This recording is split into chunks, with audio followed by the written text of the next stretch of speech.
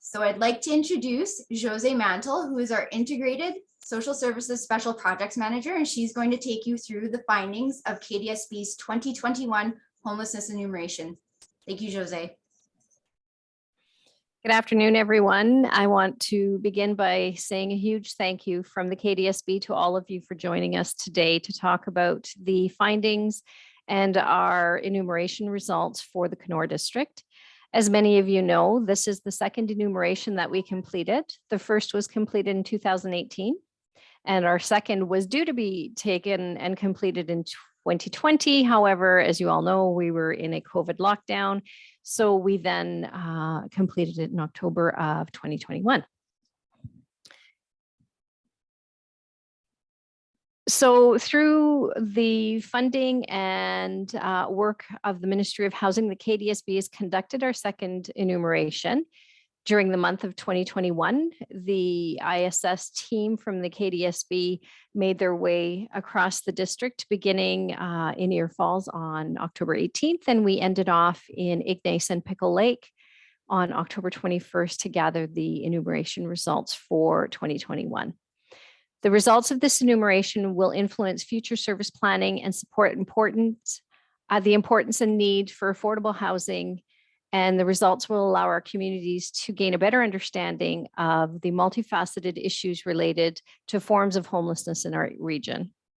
The KDSB will conduct an enumeration every 2 years as mandated by the province of Ontario. So of course, in 2018, when we completed our first enumeration of homelessness across the region, it was a different methodology. We used a period prevalence count, which allowed us to be in communities for an extended period of time, and therefore really work on making sure that we could access individuals and give them the information to provide the choice of whether they wanted to complete an enumeration survey or not. Enumeration surveys are completely voluntary and they are not mandated anywhere in the country whenever they're conducted. This year, however, the province of Ontario mandated that we complete a point in time count, which is a different methodology. It is basically a snapshot of homelessness in a community, and it's a 24-hour period count of homelessness in a community. And again, it's a voluntary enumeration process. So some of the limitations that we faced this year was the timeline. So a snapshot gave us, it was very quick in and out of communities. We, of course, have hidden homelessness in our communities that affect now all of our communities. Basically, I live in one of our very small communities where historically we always had vacancies, and now we have hidden homeless in our community because there is very few vacancies and it's a very competitive housing market. So, and we see that across the region. We'd seen that in some of our communities for years now, and we're starting to see it affect our 9 municipalities across the region or the Kenora district. And of course, COVID-19 also gave us a lot of barriers that we had to deal with. As I mentioned before, we completed the first, so the second count should have been completed during the month of May of 2020, and due to lockdown, we decided that October 2021 was the ideal timeline for us to complete this enumeration, and it had to be completed by December of 2021. So we completed ours ahead of time, and I, as you will see from the presentation, I'm very grateful to other communities and the service providers that provided a lot of input and certainly a lot of help for us to do this. I think considering all of the limitations and what we were facing, I think everyone who is involved in the enumeration and our participants who agreed to do this work with us, I think we should be very grateful. I am very pleased with the enumeration, and I think everyone did a fantastic job. So of course, I just wanted to go back to the promotion. We worked with our communications department and our team, as well as other service providers that work with the homelessness service delivery and others, including health and human services, to make sure that everyone who needed to have the information regarding our enumeration received that information. And I also wanted to mention that the ISS team completed the enumeration process along with many of our partners. However, all the departments at the Kenora District Services Board were certainly involved in making this happen. So I want to make sure that I send out a huge thank you to our KDSB team. The ISS team for the Kenora District Services Board did the majority of the work in all of our communities, and it was a pleasure to be part of that team. Our IT department certainly made sure we were well connected and everything was in working order for us to move across the district and complete these online surveys with individuals that wanted to work with us. Communications worked with us not only on the promotion, the surveys, but they also completed all of these wonderful presentations and reports to the ministry and the reports that'll go out to our communities as well.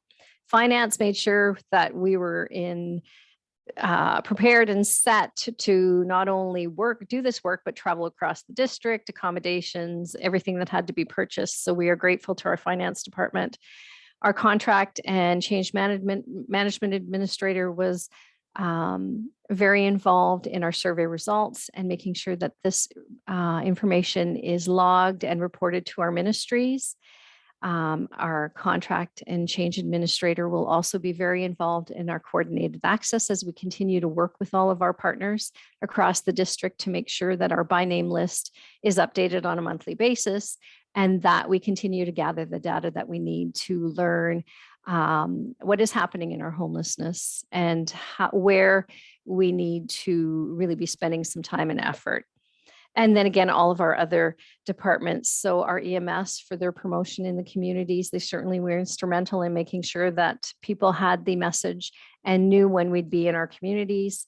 The early years department for the same thing, as well as our infrastructure department. So all of you, a great thank you from us at the ISS team, because without you, it would have been a different story. So again, you'll see that it was not only a pleasure to do this work, and a privilege, but it was also, I believe we put together a pretty good result considering the limitations we dealt with. So as all of you know, homelessness in Kenora is a continuing crisis, and it is becoming progressively complex. As you'll see from this slide, our waitlist for housing has increased. As of January, the KDSB had over 1,700 approved applications for housing. So that goes to show that we definitely need to keep moving in the direction of having housing that is appropriate for all individuals in all sectors, including homeless individuals.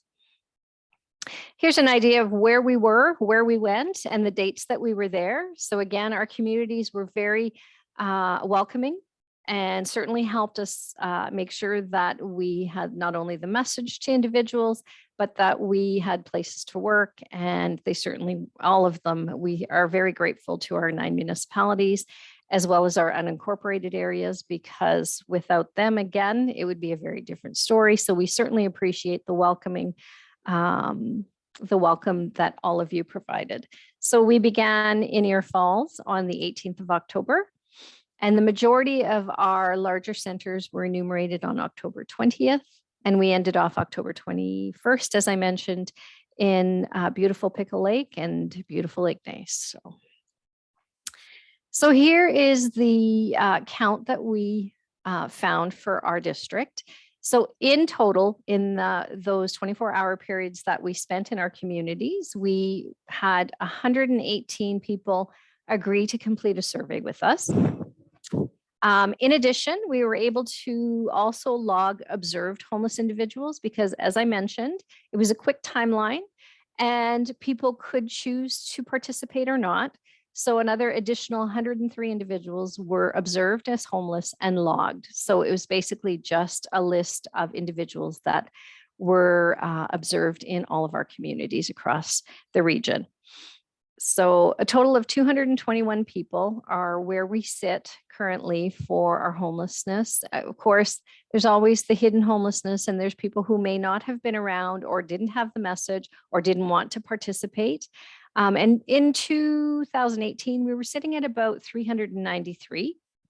So we have had some good movement. And again, this, it's hard, but one of the things that we can use as an outcome from some of this information has been the opening of homelessness specific programs across our district. So as many of you know, we opened a 20-unit facility in Sioux Lookout specific to homeless individuals, the Sioux Lookout Supportive Housing Program. That we opened, and we work with our partners from the Anishinaabe Friendship Center and the First Step Women's Shelter. And in Red Lake, we opened an 8-bed facility at the Red Lake Supportive Housing Complex that is operated by the Red Lake Indian Friendship Center. We do offer 2 homelessness-specific transition units in Sioux Lookout through the Out of the Cold. That Susan Barkley and her team work with individuals, providing a different type of accommodation. There's 2 units at the Red Lake Area Emergency Shelter. And in Kenora, we have programs such as the Waterview that are also working with the homeless individuals, providing housing opportunities for them with various partners that we work with in Kenora. So we have been able to move some people from homeless to housed. And we certainly, the goal for our region would be to continue working towards that steadily as we continue having housing options. As we worked with individuals, one of the questions that we asked is where they stayed the night prior to the survey. And as you see, 36 of our individuals that decided to work with us or wanted to complete a survey stayed at one of our 3 homeless shelters across the district. And for those of you who are not aware, we have 3 emergency shelters, one in Red Lake, one in Sioux Lookout, and one in Kenora. 29 individuals had to spend the night in an unsheltered or public space, 6 in an encampment, 28 at someone else's home. And then there's some that spent the evening in a motel, vehicle, in a remand center or jail, hospital, treatment center, cabin in the bush. 3 responded that they were unsure, and 5 of our individuals declined to answer that question. How much time the respondents have experienced in homelessness over the past year was one of the questions that was asked. And as you'll see here, 71 of the people that we worked with, our participants, had identified that they had been homeless once in the past year. 2 to 11 times, 23 individuals, and then 12 or more, 9, 10 were not sure, and 6 did not provide an answer. So that gives us an idea of how much and how often homelessness may be a factor in one situation of the respondents. The reasons that were given are varied. So you can certainly have a look at this slide. And these questions are mandated by the province. So these are questions that we were requested and to ask on our survey. And they are the same questions that were asked in all enumerations across the province of Ontario. So 46 of our respondents selected that addiction or substance use may have been a reason for them to lose housing most recently. Health, hospitalization, treatment, physical, mental issue, or mental health issue, 49, incarceration, 12, conflict with a spouse, partner, or guardian, 30. And again, many had other reasons or more than one when it came to this question. The age of our respondents that agreed to be enumerated this year, 34 of the respondents were under 25.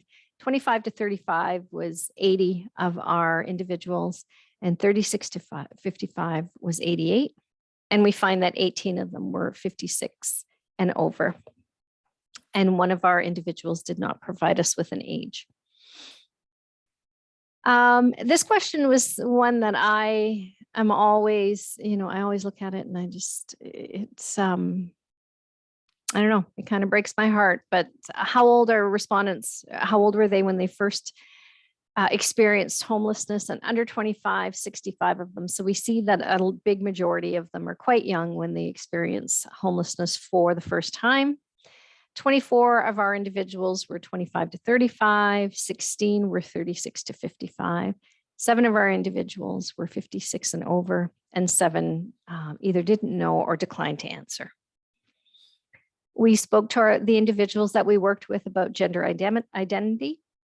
120 were male. And so this includes not only the individuals that worked with us and completed the survey, we also included the observed individuals here because we did identify whether they appeared to be male, female, or if we knew their gender identity and we knew the individual, then we could provide some more information. So 120 males, 94 females, 5 transgender, and 2 declined to answer. So transgender, two-spirit, or genderqueer, there was 5 of the individuals that worked with us. Sexual orientation, 98 of the individuals stated that they were straight or heterosexual. 13 of this goes back to only the 118 that we enumerated. 13 were LGBTQ2S, and 8 of them declined to answer. Racial identity. On our survey, 104 of the individuals that helped us with this work identified as Indigenous, 11 as non-Indigenous, and 3 individuals declined or did not answer the question. Language respondents felt best able to express themselves. The individuals that we worked with, of the 118, 114 felt that English was a language that they were comfortable expressing themselves with. 3 were Ojibwe and 2 did not answer or chose not to answer. This slide speaks to family members that are staying with the respondents in their current homeless situation. So 81 of our individuals that worked with us on the survey were alone.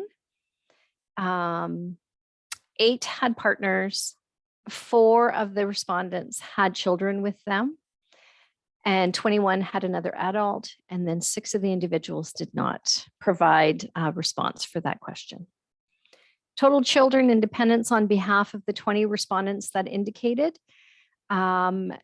So 10 of the children were between 2 and 17, 5 were under 2, and 6 of them were 18 to 55. And there was 20 individuals that responded to this piece, and 10 of them were female and 10 of them were male. We also spoke to respondents around military service, and 3 of our respondents indicated that yes, they in fact had some military service in their past. One of the questions that was asked around COVID was whether it was a factor in them losing their housing or their home. 95.8% of them said no. So in our findings this year, we found that most of them indicated other reasons for loss of housing, and COVID and the pandemic was not something that they selected as a reason for losing housing in 95.8% of the time. Challenges impacting homelessness in the respondents that worked with us. When asked about illness or medical condition, I would say close to half of them responded yes. A large majority also indicated no. Physical limitations, many of them indicated that no. However, there was a good number that did have some physical limitations. Learning or cognitive limitation was also, the majority was no. Substance use, many indicated that yes, it was something that was a concern around impacts on housing and homelessness and mental health as well. So this slide indicates some of the things that people find challenging when it comes to impacts of homelessness in their personal situations. We talked to respondents about foster care and group homes, and 64 of the individuals who helped us with this work selected that yes, they had experience in the foster care or group home settings, and 52 responded no, 3 chose not to answer the question. Sources of income for the individuals that we worked with. This shows you or gives you a very good indication of the sources of income that the individuals selected when they chose to answer this question on our survey. So as you'll see, many of them are with social assistance, disability. Many of them have no income. 12 other sources, and 3 chose or selected that they did not want to answer it. So we went from anywhere from full-time employment, part-time employment, because as you work with some of our shelters, or actually I would say the 3 of our shelters probably have seen this in their daily findings, we often do have individuals who actually work and have to live in the shelters because there's no accommodation and no affordable, or they can't find accommodation or housing for themselves. So they have to spend an extended period of time staying in the shelters, even though they are working and would like to find a place where they could pay rent, but sometimes it's very limited for them. So we also looked at support from family and friends, employment insurance, senior benefits, child and family benefits, GST, HST refunds, and all of the other sources that we could provide for them to select. So then we also talked to our participants about the length of time that they've been in the community that they were enumerated in. So again, we enumerated and provided this to the 9 municipalities across the region. 35 of the respondents have always lived in the community that were surveyed. 77 of our participants provided the length of time, which was varied, that they've been in the community. 2 did not know or declined to answer. And 5 of our respondents answered with only a community name. However, they did not select or write down the length of time that they'd been in the community. So 77 of the respondents who provided a length of time, this gives you an idea. 10 of them selected that they'd been fairly new to the community. It was under 1 month, 13 under 6 months, 4 under 1 year. 19 of the individuals selected that they've been in the community anywhere from 1 to 5 years, 15 from 6 to 10 years, and then 16 for 11 or more years that they'd spent time in the community that they were enumerated in. Of the respondents who provided a length of time, where did the respondents live before they came to the community that they participated for the enumeration? 11 were within the Kenora district, 10 outside the district, 16 from outside the province of Ontario, 36 from Treaty 359, and 4 declined to answer or did not provide a response or did not know. Did the respondents come to Canada as an immigrant or a refugee claimant? 96.64% of them said no. 3.36% did not answer the question or provide an answer. Respondents that used an emergency shelter in the past year, you'll see that the majority of the homeless individuals that participated in the enumeration in 2021 selected yes. So 81 of the individuals we worked with selected yes, that they had spent time in a home or in one of our emergency shelters in the region. 34 selected no, and 4 did not provide a response. We talked to them about education, and this gives you an idea of the education that was recorded during the enumeration and the numbers. So 58 of our respondents had some high school, 31 had high school, were graduates or GED, and then on for the different areas of education that they may have participated in. A good thing to note is that many of them, I found in my experience through the enumeration, both in 2018 and 2021, was that many of them would like to go and complete some form of education, whether it was, high school, post-secondary, literacy, had a lot of very encouraging and fun, conversations around education and lifelong learning. Respondents in the last year, we talked to them about some of the services that they have possibly accessed in the region. 63 of our respondents responded and let us know that they had been to an emergency room somewhere in the district. 33 had been hospitalized, 44 had had an interaction with police, and 23 had spent some time in the jail system in our region. Number of times respondents in the past year. So this breaks it down a little bit more. So 34 of the individuals we worked with indicated that they had been to an emergency room 1 or 2 times. 21, 34, 21 had been to hospital. 19 had interacted with police 1 to 2 times.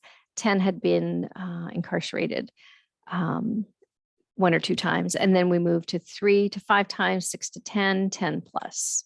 So that gives you an idea of the different systems that they may have accessed in the past year. Respondents who want to have permanent housing, I think this is a great one because it's very few and far between that don't select, yes. So 108 of the 118 individuals that we worked with this year on the enumeration selected yes.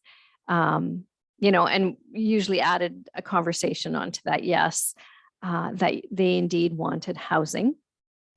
6 selected no, and 5 chose not to answer the question. Challenges or problems respondents have experienced when trying to find housing. This is, in this slide, we just look at the various reasons that people provided during the enumeration around, what they feel is putting up a barrier or a challenge for them to access housing. So we find that low income, rents are too high, addiction was a fairly high reason, discrimination, 28 individuals selected other, because again, they could select more than one reason.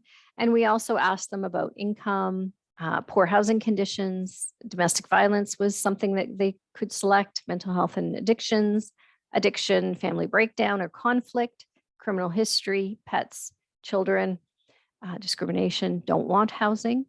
No barriers to housing. 1 individual stated that they did not feel that they had any barriers to housing, and then 4 chose not to answer the question. So now I'll take you to some of the community-specific results. So we will start in Kenora. So in Kenora, 121 individuals were enumerated, and we spent time in Kenora on October 20th. 65% of our participants were male, 32 were female, and we had 2% who identified as transgender, two-spirit, or genderqueer. Racial identity of homelessness population in Kenora, you will see that Indigenous is the majority of individuals who are homeless in the community. And this is the results for when they were asked around, some of the things that they are dealing with or having to deal with on a day. So we talked to them about illness and mental health, or medical conditions, physical limitations, learning and cognitive limitations, substance use, or mental health issues. 70% of Kenora's homeless population said yes, that they had in fact used the homeless shelter in the past year. 63% of Kenora's homeless population had experience with the foster care system. And there's an age breakdown there for all of you. And then we also provided a glimpse into the top reasons given for homelessness.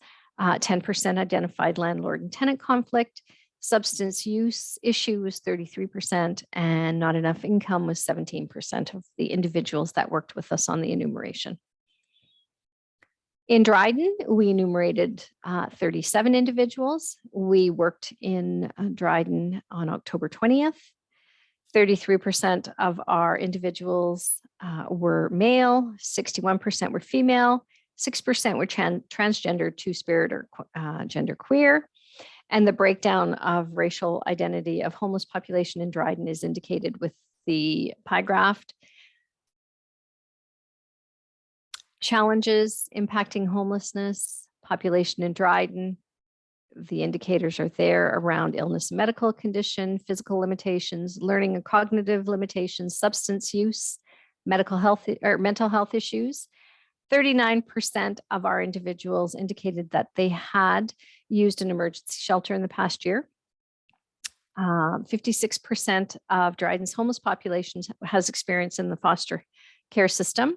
The ages are broken down for you of the people that agreed to work with us. And the top 3 reasons, again, are conflict, substance use, and not enough income for housing in the Dryden area. So look out, we worked with 36 individuals on October 20th. 52% were male, 44% identified as female, and no one identified as transgender, two-spirited, or genderqueer. We have a pie graph indicating the racial identity of the homeless population for Sioux Lookout. The challenges impacting the homelessness population in Sioux Lookout, so illness, medical condition, physical limitations, learning, cognitive limitations, substance use, mental health issues, and 91% of the individuals that we had the pleasure to work with in Sioux Lookout responded that they had accessed an emergency shelter. So we didn't necessarily ask which emergency shelter they accessed. We just asked that question. So it could have been one of the 3 in the region, or even if they were from outside the area or outside the province, it could have been another emergency shelter as well. 52% of Sioux Lookout's homeless population have experience with the foster care system. The age breakdown is listed for you. In Sioux Lookout, the 3 reasons given for homelessness are physical health issues, 26%, mental health issues, 26%, substance use, 39%. And then our last community breakdown would be Ignace, Pickle Lake, and Red Lake. So that was October 19th and 21st. 53% of our respondents in these communities identified as male, 41 as female, 6% identified as transgender, two-spirited, or genderqueer. And the pie graph shows that the racial identity of the homeless population in these communities was Indigenous. The challenges impacted are listed here for you in the community-specific snapshots. 30% of the individuals that were enumerated in Ignace, Red Lake, Pickle Lake stated that yes, they had access to an emergency shelter. 11% of Ignace, Red Lake, Pickle Lake homeless population has experience with the foster care system. Age breakdown is listed for you. The top 3 reasons given for homelessness in these communities are physical health issues, 32%, substance use issue, 32%, mental health issue, 24%. So again, in conclusion, the data collected from the enumeration that we completed in October of 2021 will be used to direct investments in community initiatives in the effort to end chronic homelessness across our region. And the results of the PIT point in time count 2021 enabled the KDSB to produce the mandated by name list to be used in 2022, which we have, and we've started to use it. One of the delays in launching our by name list information to our partners and work was the bit of outbreak that we had during February or end of January, beginning of February. We had some real concerns around COVID in our region. So we are now moving forward with our by name list. It is up and running. So we will be launching more information on that in the month of April with our partners that work in homelessness across our region. The by name list is a real-time person-specific list of all people known to be experiencing homelessness in the Kenora district. Again, it is voluntary. People do not have to be part of the by name list if they choose not to be. However, the majority of individuals who worked with us certainly were willing to be on the by name list when we told them what it was all about. So of the 118 enumerated, 115 agreed to become and join part of our by name list. The by name list is a set of data points that support coordinated access and prioritization and understanding of homelessness inflow and outflow at a system level. Coordinated access is a requirement of the Reaching Home Canada's homelessness strategy and is a federal requirement. The coordinated access system streamlines the process for people experiencing homelessness to access housing and support. So as you will soon hear, the Kenora District Services Board will be working with many of our homelessness partners and other service providers around coordinated access to ensure that we can not only identify individuals who are homeless by having them on our by name list, but also working on possible solutions to their homeless situation, no matter what it is, whether it's housing in the community, housing outside the community, returning to their home community. So there's several ways that we can certainly help support better outcomes for individuals that are experiencing homelessness in our region. The coordinated entry process is something that we'll be launching in April of 2021 or 2022, sorry, is to be used by homeless service providers in the region by standardizing intake, information sharing in real time, adopting uniform prioritization policies and coordinated referral processes. A coordinated access connects people to the right housing and supports as efficiently as possible. This ensures that communities get the most out of the limited resources and more rapidly and effectively prevents and ends homelessness for those in the greatest need. So we know that that is certainly one of the goals of the Reaching Home homelessness strategy, is not only to reduce homelessness, which we have been working on, all of us across the region for years now, but now the message is to end homelessness. And how will we do it? They're not saying it'll be done tomorrow, but saying that eventually this needs to improve. So we need to work together, including our provincial and federal governments, on a plan to make sure that we can have options for individuals across the sectors that are required for housing in our region. A strong coordinated access system follows the principles of Housing First and shares real-time data to facilitate the housing process. So Housing First, many of you have been working, and many of our partners that are joining us today already work in many ways on coordinated access in their communities. So a lot of this is going to be something that you're quite familiar with already because you do it in your daily work. Housing First involves moving people experiencing homelessness, particularly people experiencing chronic homelessness, rapidly from the street to emergency shelters into stable long-term housing with supports. Stable housing provides a platform to deliver services to address issues frequently faced among the chronically and episodically homeless. The goal is to encourage housing stability and improved quality of life for persons served by Housing First, and to the extent possible, foster self-sufficiency. So as we end our presentation and our slides that we've put together at the KDSB to share with you all today, we certainly want to again thank the over 50 partners and organizations, townships, municipalities, team members, people who just dropped by to talk to us about enumeration and homelessness. We certainly appreciate all conversations. We want to thank all of you for making sure that this work that is very important in the homeless sector was completed at a difficult time in our region, but it was well completed. And I can certainly say that I feel the results of our enumeration this year were very good. And it was a pleasure doing this work with our ISS team and our many partners. So again, from all of us to all of you, thank you, thank you, thank you. And that's everything.